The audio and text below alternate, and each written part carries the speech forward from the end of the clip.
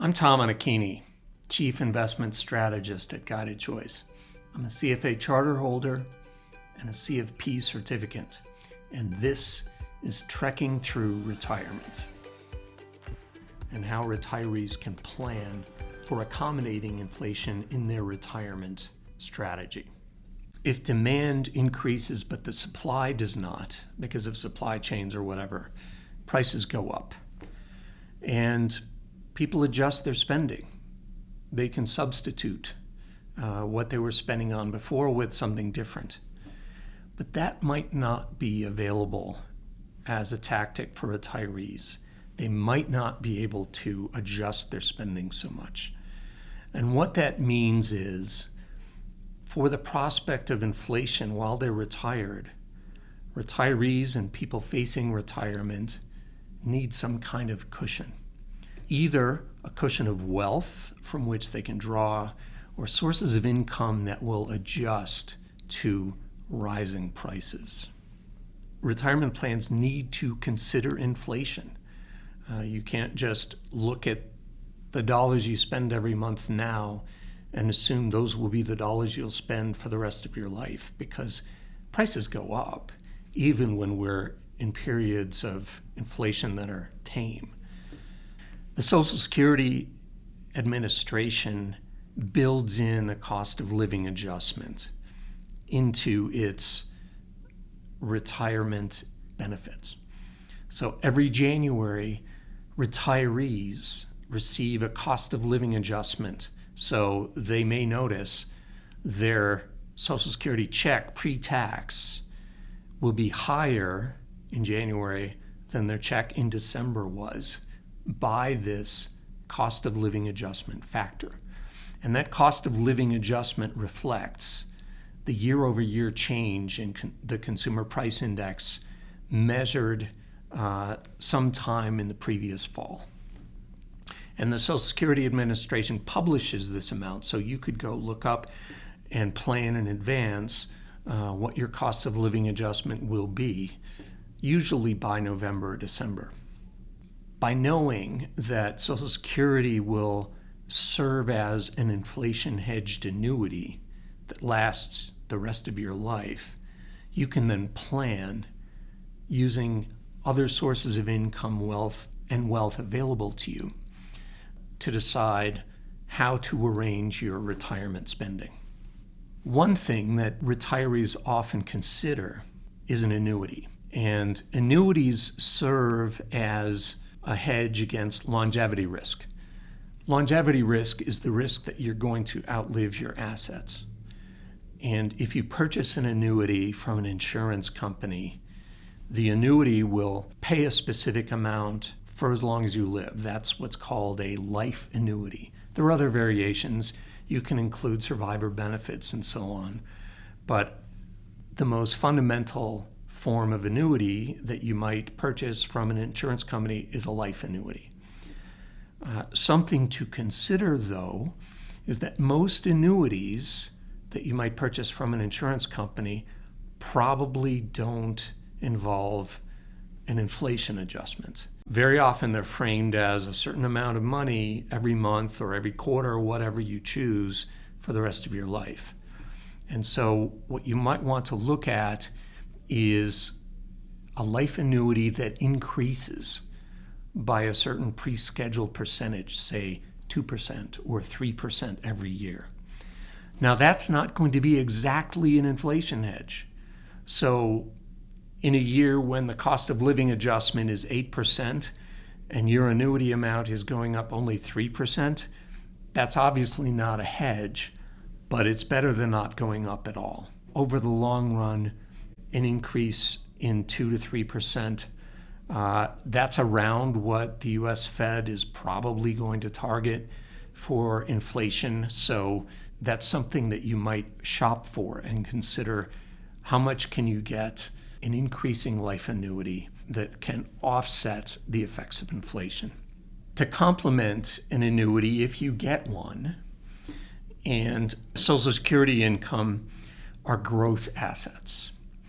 By growth assets, I'm not referring to the investment style concept of growth as being the opposite of value. I'm referring to growth assets as opposed to more stable income-producing assets. So growth assets generally means common stocks. And although retirees invest less aggressively than they did while they were saving, in order to hedge against longevity growth, they're probably going to need some growth assets. So if you look at how a lot of advisors will advise their retirees to invest, there'll still be a good 30 to 40% allocation to stocks.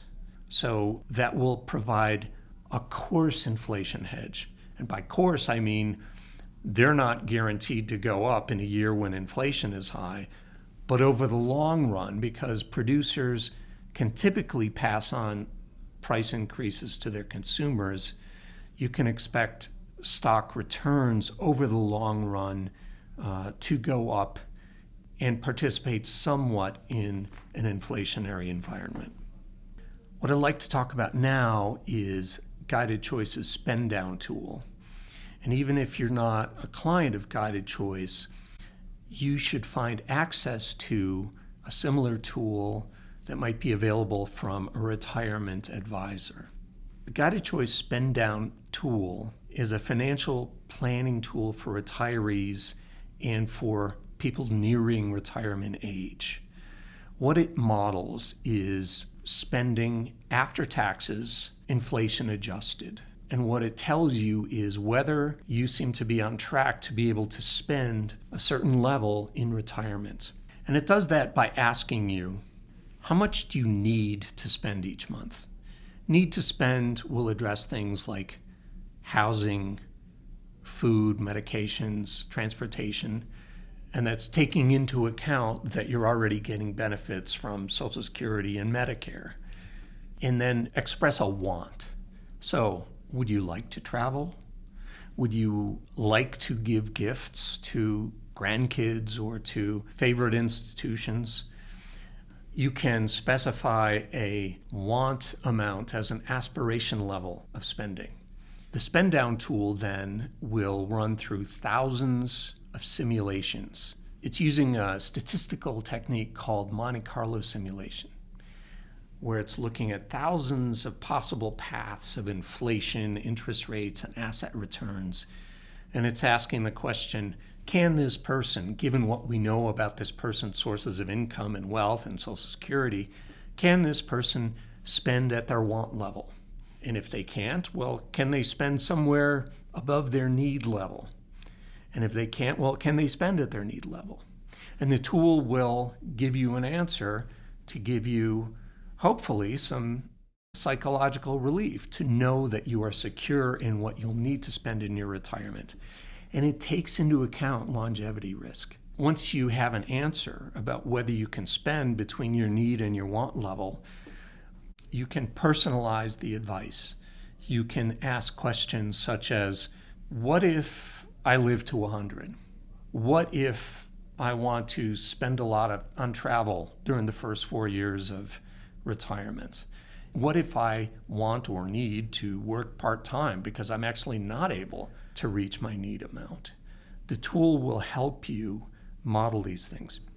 It will also help you model whether it makes sense to purchase an annuity. And you can model different types of annuities as well, such as the ones I mentioned a few minutes ago.